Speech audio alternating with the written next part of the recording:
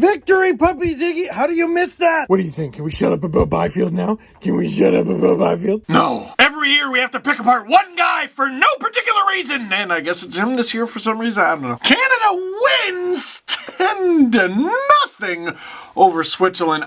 I did not see that coming. Because any proud Team Canada fan is like, what do you mean you were surprised? I expect Canada to win every game, especially against Switzerland. You have not been paying attention to international hockey over the past few years because Switzerland always plays Canada like it's the gold medal game, and they always give Canada fits. This has been going back like 10 years now. Actually, didn't Canada lose to Switzerland in Torino? It's been forever Canada-Switzerland for some reason. I mean, we gotta find a way to mention Benjamin Cons at least once a video. There it is. But these videos are harder to do. The Slovakia game, that's easy. That's easy. That game's got structure. This happened, and then this happened, and then this happened. This one is just building dominance. Maybe that's the story. Because one thing Canada hasn't really had to do is play with a tie. If I'm not mistaken, they scored within 2 minutes for the third straight game. That's good, I think. And we'll talk about that in a minute. But the way I looked at the Germany game, I'm like, that's empty calories.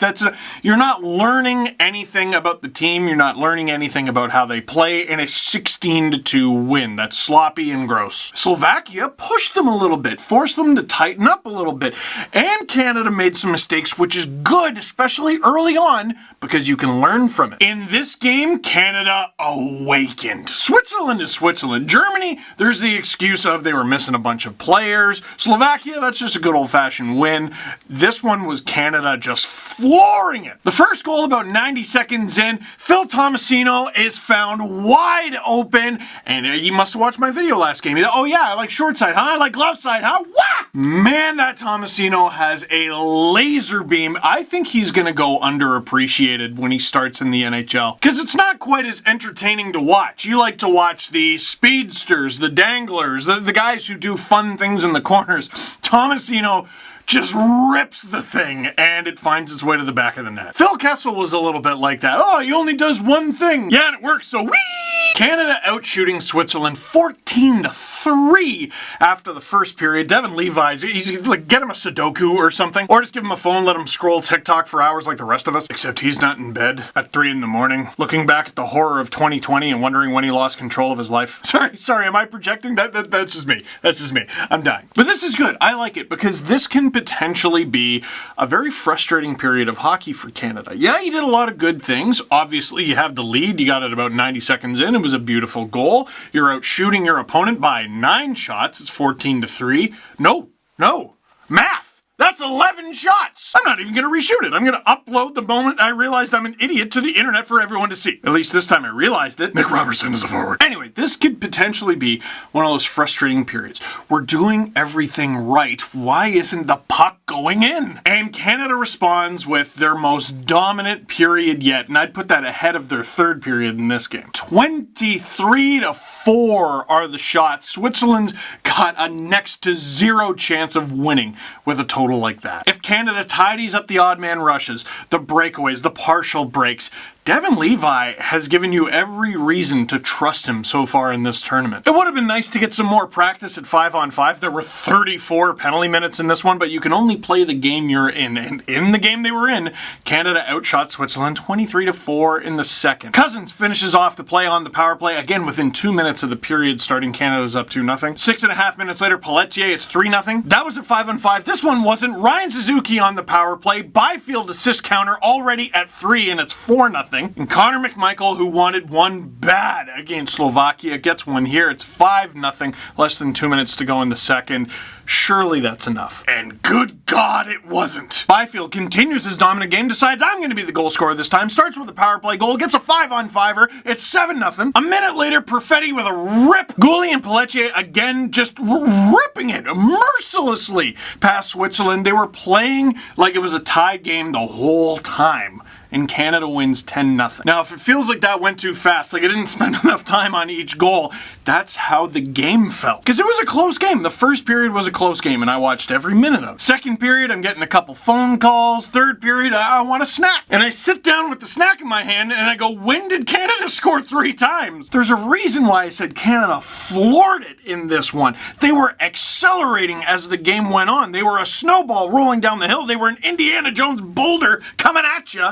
And there was no stopping them. And now I'm seeing everyone talk about a crisis and there needs to be reseeding and we need to rethink the tournament and maybe there should be fewer teams. I disagree. The Czech Republic just pulled off their first ever shutout win against Russia. The very next night, they get mopped by the States. I think if there's anything this tournament needs to cut back on a bit, it's the back-to-backs. It's clearly such a distinct disadvantage for teams. And it's one thing when it's an 82-game regular season in the NHL, and you gotta travel a whole bunch all over the continent, and you got concerts, and you share an arena with a basketball team, and you're playing a team that also does. But in a tournament like this, where you only get to see teams once before the elimination games, it just feels kind of needless. But for this game in particular, to talk about goals individually, I'm more inclined to talk about how Canada did, because this, to me, was their best team effort. Their defense was getting on my nerves a little bit at times, even though they were keeping the shot count low, but man, there was nothing Switzerland could do. Even the neutral zone, the offensive zone defense, Switzerland couldn't get out of their own zone. And when they did, they were crushed. Big hit after big hit and clean. Canada was physical, imposing, and smothering. Puck in the corner, we're going to get it. Puck along the boards, we're coming out with it. Battle in front of the net, it's going in. We talk about team identity, and when I watch Finland every year, for example, I expect them to be feisty. Sweden, I expect to have finesse. You know, Russia's gonna have the dangles. You know, the States are gonna have burners coming at you. This game was what we were always told Canada is. Yeah, you get the snipers like Tomasino, and you got the one-timers, and you do have finesse in there, but Canada was big and smothering and exhausting and very not fun to play against. That is this country's identity in the hockey world. In the first game against Germany, the second game against Slovakia, yes, they came out with the wins, but I couldn't help but wonder to myself watching both games, okay, when they face a real test, they might struggle because they don't look like them. This game against Switzerland, oh, they look ready.